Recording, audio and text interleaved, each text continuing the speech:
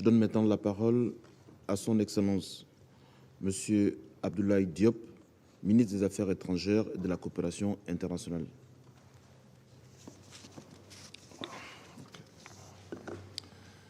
Merci beaucoup, Monsieur le Président.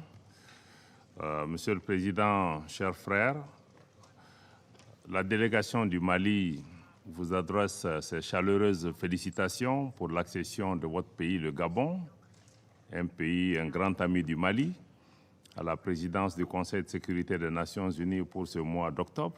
Et je voudrais vous assurer de notre entière disponibilité à œuvrer avec vous pour la réussite de votre mandat.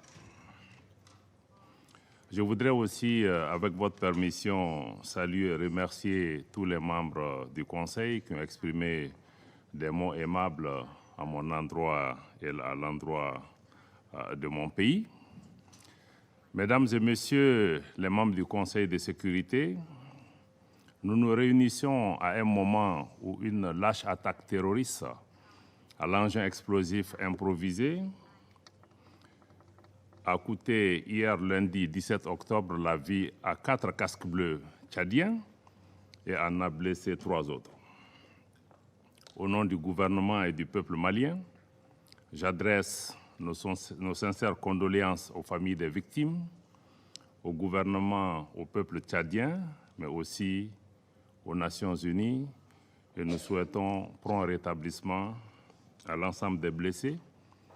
Je voudrais aussi, en disant cela, condamner sans aucune réserve cet acte barbare qui ne fait que renforcer notre détermination commune à poursuivre la lutte contre le terrorisme. Je voudrais aussi associer à cela les milliers de victimes de soldats maliens, mais aussi de populations civiles maliennes qui continuent aussi à payer un lourd tribut à cette insécurité depuis plus d'une décennie. Mesdames et Messieurs les membres du Conseil, le gouvernement du Mali prend note du rapport du secrétaire général sous examen et remercie mon frère, M. El-Khassim Wan, représentant spécial du secrétaire général pour le Mali et chef de la MINUSMA, pour sa présentation ainsi que les mises à jour depuis sa publication.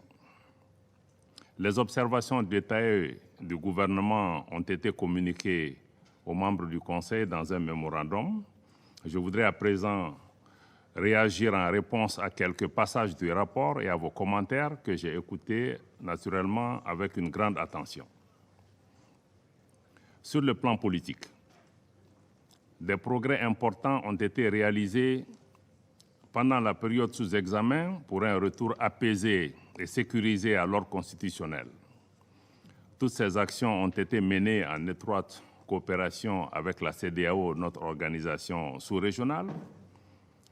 En effet, le gouvernement du Mali a procédé à l'adoption d'un chronogramme pour les réformes politiques et électorales, y compris le calendrier des élections, dans le cadre de la nouvelle loi électorale qui a été adoptée par consensus au niveau du Conseil national de la transition. Cette nouvelle loi électorale prévoit notamment, c'est une nouveauté, la création et la mise en place de l'autorité indépendante de gestion des élections, dont les 15 membres ont été nommés seulement ce 12 octobre dernier. Les Nations Unies, l'Union africaine et la CEDEAO participent à toutes les rencontres de la Commission de suivi des réformes politiques et électorales, dont la dernière s'est tenue le 13 octobre sous la présidence du Premier ministre par intérim de la République du Mali. Poursuivant cette dynamique d'inclusivité et de consensus chère à son Excellence le colonel Assimi Goïta, président de la transition, chef de l'État du Mali, des dispositions sont en cours en vue de l'augmentation du nombre de sièges des membres du Conseil national de transition, organe législatif de la transition. Ces mesures s'inscrivent dans le cadre d'un vaste chantier de réforme en cours d'exécution et indispensable à la refondation de notre État, qui comprend la remise le 11 octobre au président de la transition de l'avant-projet de la nouvelle constitution malienne, élaborée à l'issue d'une démarche consensuelle, mais aussi de large concertation de l'ensemble des forces vives du pays. Ce projet de loi fondamentale prend en charge les aspirations profondes des Maliennes et des Maliens, tel que cela a été exprimé lors des Assises nationales de la refondation.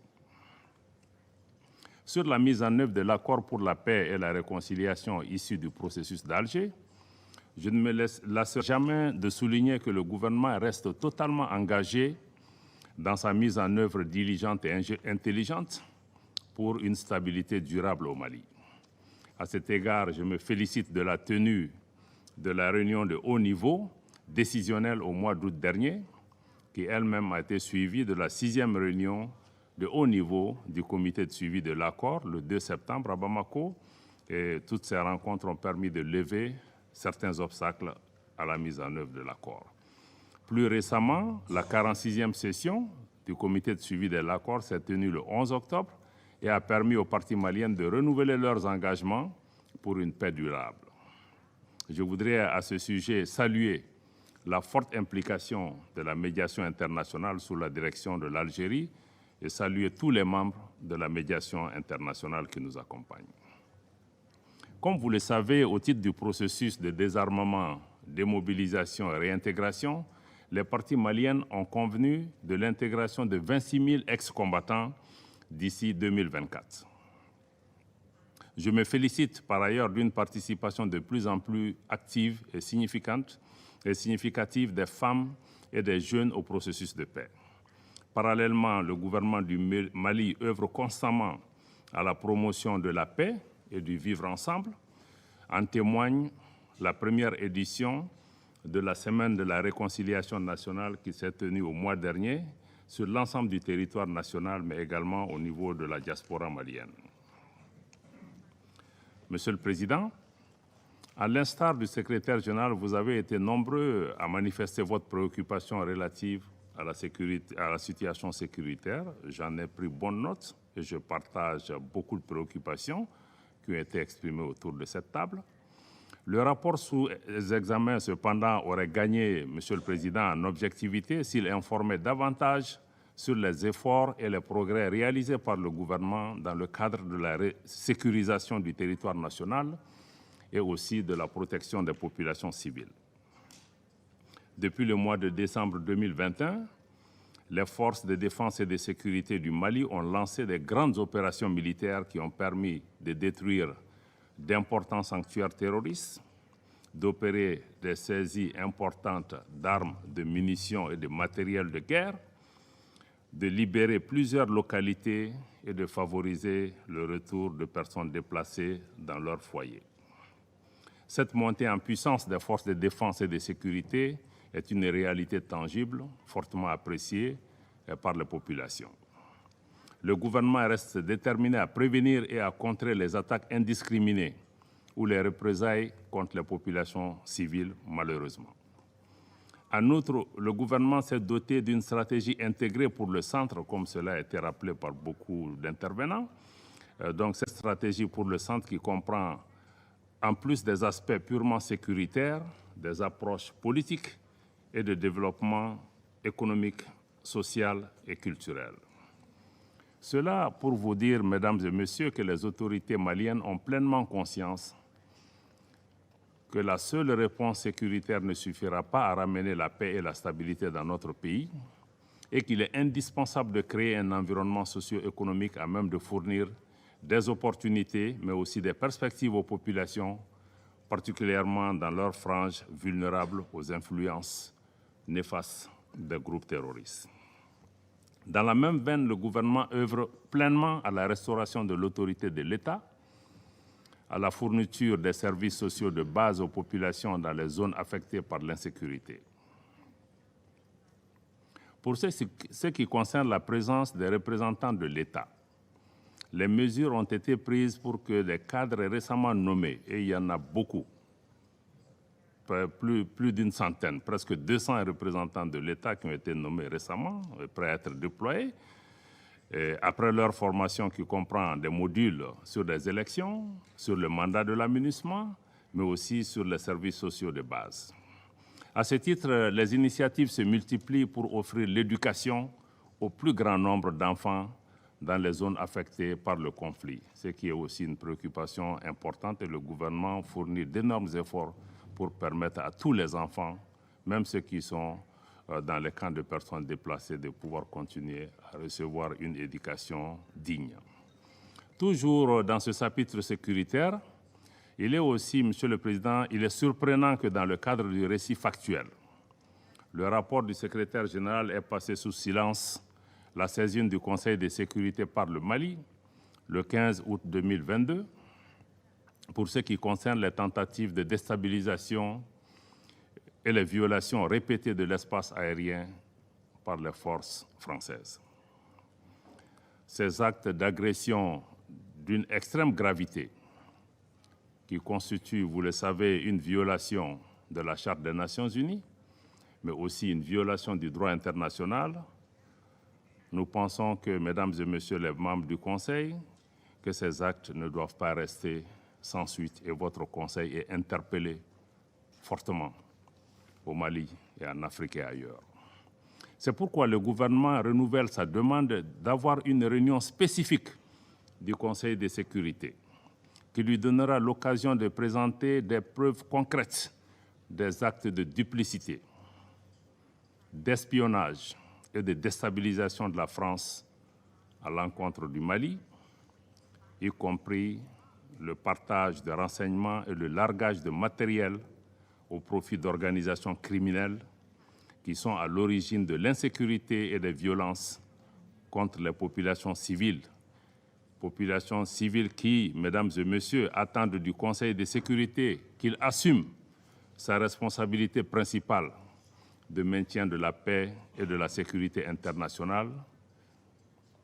Nous avons également pris à témoin, à travers cet exercice, l'opinion publique nationale et internationale qui doit être édifiée, pour une fois, sur les causes profondes et les facteurs qui créent l'insécurité, la déstabilisation et l'expansion du terrorisme dans le Sahel.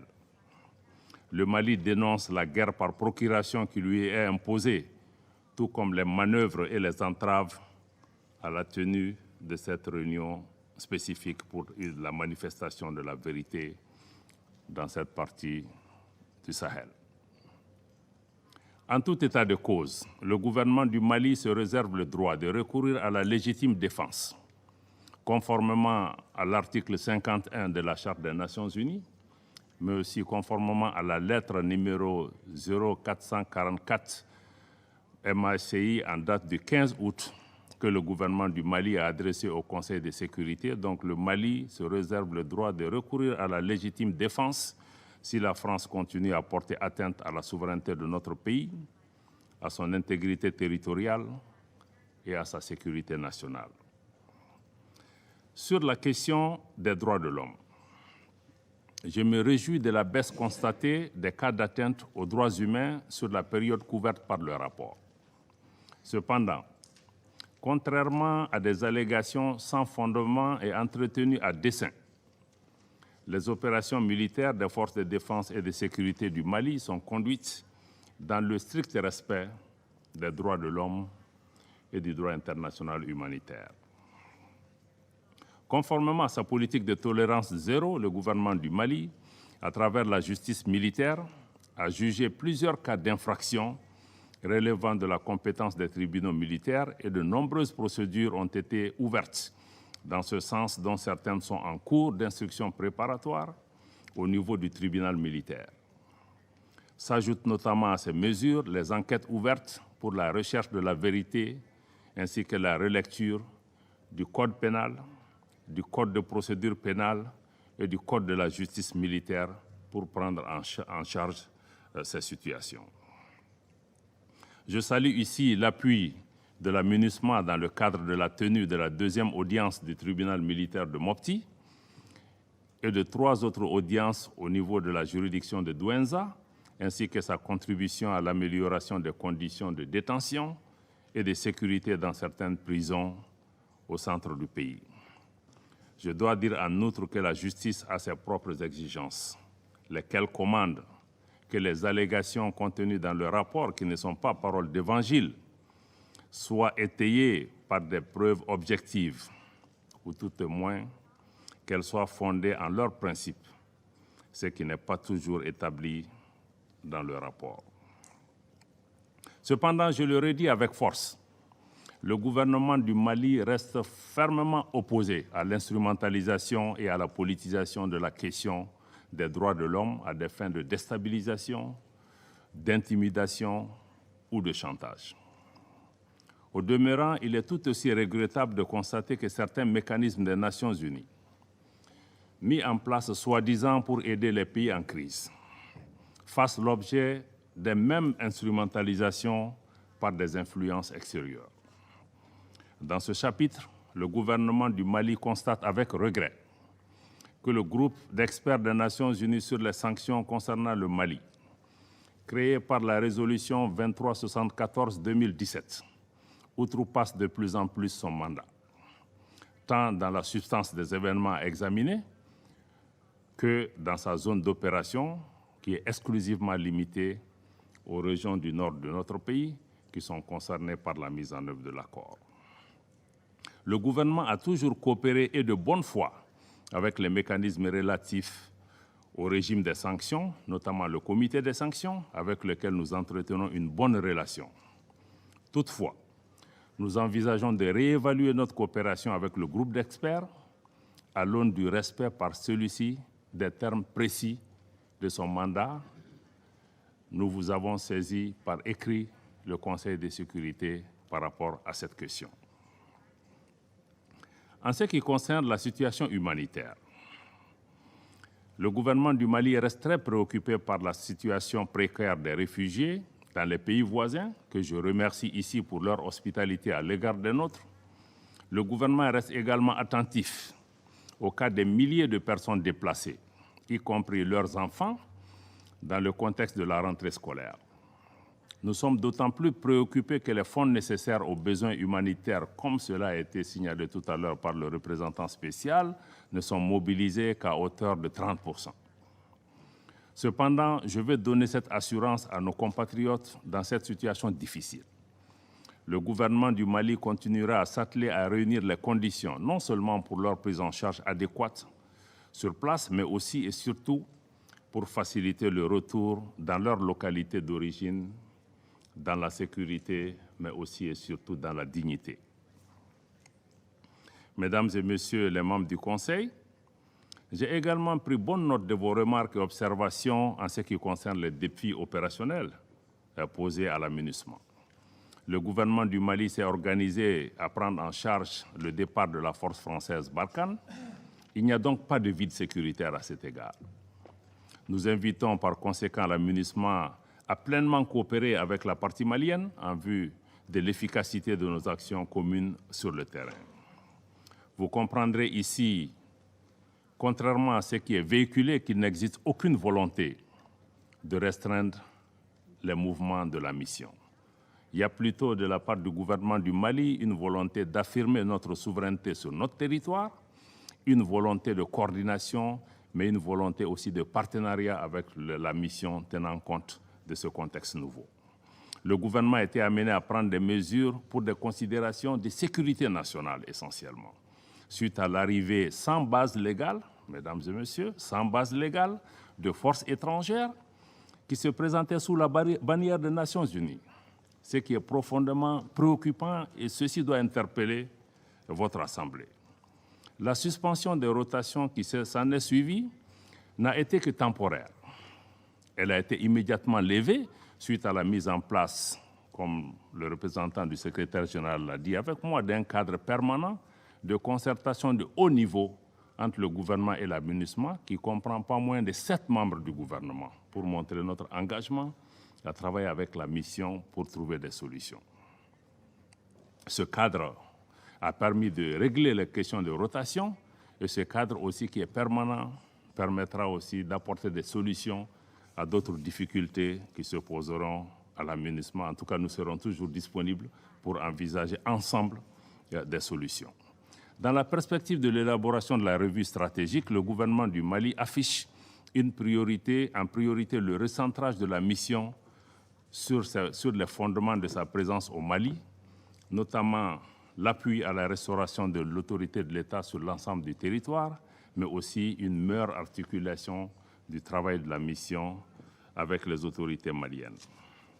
Je crois que sur ce chapitre aussi du travail de la MINUSMA, je crois que le représentant de la France affirme que la MINUSMA est plus appréciée dans les régions reculées de notre pays. Je voudrais à cet égard lui rappeler la devise du Mali, un peuple, un but, une foi. Il n'y a pas des régions où des Maliens du Nord et des Maliens du Sud qu'on tenterait d'opposer les uns et les autres. Mais je crois que les sentiments que les Maliens expriment à l'égard de la mission à l'intérieur du pays n'ont d'autre vocation que d'encourager la mission à assumer pleinement son mandat, qui est celui de la restauration de l'autorité de l'État sur l'ensemble du territoire malien. Et je vais réitérer encore une fois dans ce micro que le Mali est pleinement engagé à coopérer avec la mission dans l'atteinte de son mandat et dans le plein respect de la souveraineté de notre pays. Monsieur le Président, certains membres du Conseil ont aussi évoqué le dossier de l'arrivée illégale et sans autorisation de militaires venus de la Côte d'Ivoire et lourdement armés, et qui a également suscité beaucoup de commentaires autour de cette table et même en dehors de cette salle. Je note avec regret que le rapport du secrétaire général, malheureusement, omet encore une fois de faire référence à la note verbale MINUSMA /PERT/NV/226/222 en date du 22 juillet, par laquelle la mission elle-même établit clairement qu'il n'y a pas de lien. Encore une fois, mesdames et messieurs de la Norvège, des A3 et de l'Albanie, il n'y a pas de lien entre la mission et les 49 soldats qui sont arrivés sur le territoire malien. Et je crois que le 12 juillet, le porte-parole du secrétaire général a aussi affirmé très clairement, en renforçant cette thèse, qu'il n'y en a pas. Je crois que ça doit être très clair dans la tête des membres du Conseil qu'il ne s'agit pas de troupes des Nations Unies. Toutes les troupes des Nations Unies qui arrivent au Mali, qui suivent le protocole, sont agréées. Leurs trucs sont facilités. Même hier, quand il y a eu en quelques heures que l'autorisation a été donnée pour l'évacuation des soldats. Donc je crois qu'il ne faut pas qu'on fasse d'amalgame à ce niveau. Donc la justice malienne est donc saisie de cette affaire, qui ne concerne pas les Nations Unies. Mais malgré les dysfonctionnements et les manquements qui ont été reconnus à la fois par les Nations Unies et la Côte d'Ivoire, le gouvernement du Mali s'est toujours dit ouvert à une solution politique, à une solution diplomatique, notamment à travers la médiation du président de la République togolaise, dans l'esprit des relations fraternelles et de bon voisinage qui ont toujours caractérisé le Mali et la Côte d'Ivoire. Nous sommes des pays frères avant tout. Cette médiation a déjà permis la libération, pour raisons humanitaires, de 3 soldats féminins. Pour donner toutes les chances cependant au processus diplomatique, le Mali appelle aux différents intervenants à éviter tout parti pris et à inscrire leur démarche dans une approche seulement constructive pour aider à trouver la solution. C'est surtout ce qui est attendu de nos partenaires, mais c'est surtout ce qui est attendu des Nations Unies. Monsieur le Président, Mesdames et Messieurs les membres du Conseil, je voudrais conclure en soulignant que le peuple malien a décidé de prendre en main son destin. Les Maliennes et les Maliens soutiennent pleinement le gouvernement de transition dans les réformes politiques et institutionnelles en cours, dans les efforts et les actions en cours pour la sécurisation de notre territoire national, dans la protection des personnes et des biens, mais aussi dans la fourniture de services sociaux de base aux populations. Pour conforter ce soutien inconditionnel, le gouvernement s'attelle à l'organisation d'élections générales, transparentes et crédibles qui marqueront la fin de cette période transitoire en mars 2024, suivie du transfert pacifique du pouvoir aux nouvelles autorités élues. Le peuple malien dans son ensemble apprécie le soutien et l'accompagnement de l'ensemble de nos partenaires, je dis encore une fois de l'ensemble de nos partenaires, pour la réalisation des chantiers majeurs pour l'avenir de notre pays. À cet égard, je voudrais rappeler les principes clés édicté par son Excellence le colonel Assimi Goïta, président de la transition et chef de l'État, qui guide désormais l'action publique au Mali. C'est important de retenir ces principes parce que ces principes vont guider notre interaction avec vous comme avec d'autres partenaires. Ces principes sont les suivants. 1. Le respect de la souveraineté du Mali. 2. Le respect des choix stratégiques et des choix de partenaires opérés par le Mali. 3. La prise en compte des intérêts vitaux du peuple malien dans toutes les décisions qui seront prises. Je termine donc en renouvelant la reconnaissance du peuple et du gouvernement du Mali pour l'accompagnement constant des Nations Unies, mais aussi de l'ensemble des partenaires qui ont prêté la main à notre pays. Je voudrais enfin, Monsieur le Président, Mesdames, Messieurs les membres du Conseil, m'incliner devant la mémoire de toutes les victimes, civiles comme militaires, étrangères comme maliennes, tombées au champ d'honneur au Mali. On vous remercie encore une fois de votre aimable attention.